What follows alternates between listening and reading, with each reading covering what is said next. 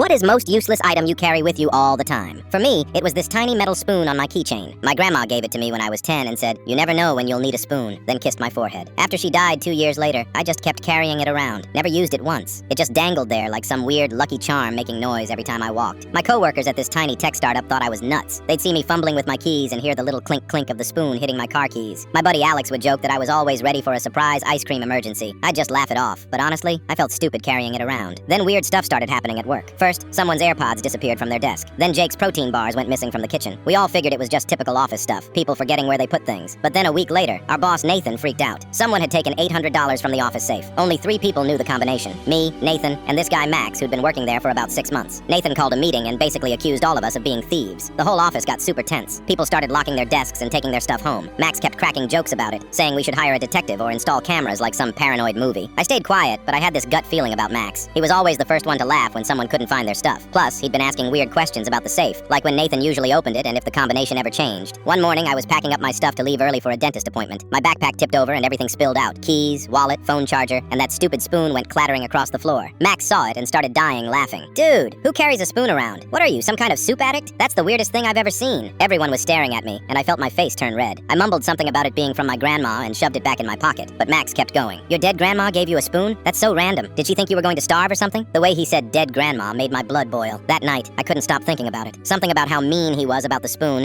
made me want to catch him red-handed. So I did something kind of crazy. I bought a tiny voice recorder online and taped it under the cabinet near the safe. I figured if Max was stealing, maybe I'd catch him talking about it or something. The next day, I came in early to check the recorder. What I heard made my stomach drop. It was Max on a phone call, probably with his girlfriend or something. He was bragging about how easy it was to steal from us tech nerds who were too busy with our coding and energy drinks to notice anything. He said he was planning to hit the safe again on Friday when Nathan always left early. But here's the thing. I knew Nathan would want more proof than just a recording, so I came up with this stupid plan. I put together this fake envelope labeled petty cash reimbursement and filled it with Monopoly money that I'd colored over with markers to look like real hundreds. Then I did something that felt crazy. I taped my grandma's spoon to the inside of the envelope along with a tiny AirTag I'd bought. I left the envelope in my unlocked desk drawer where Max would definitely see it. The spoon felt too important to risk, but I needed the AirTag to track wherever he took the stuff. Sure enough, the next morning the envelope was gone. I checked my Find My app and the signal was coming from somewhere in the building. When I narrowed it down, it was pinging from the employee lockers downstairs. I told Nathan about the whole thing. The recording, the fake money, the tracking device. He didn't believe me at first, but when I showed him the AirTag location, his face went white. We went downstairs with building security. Nathan asked Max to open his locker for a routine inspection. Max got super defensive and said he didn't have to. That's when Nathan called the cops. When the police showed up 20 minutes later, they made Max open the locker. Inside was my envelope with the fake money, my grandma's spoon with the AirTag still attached, and about 15 stolen items from around the office, including Jake's AirPods and someone's Nintendo Switch. But the best part? There was also a notebook where Max had written down the safe combination and a list of everyone's schedules, so he knew when to steal stuff. Max got arrested right there in front of everyone.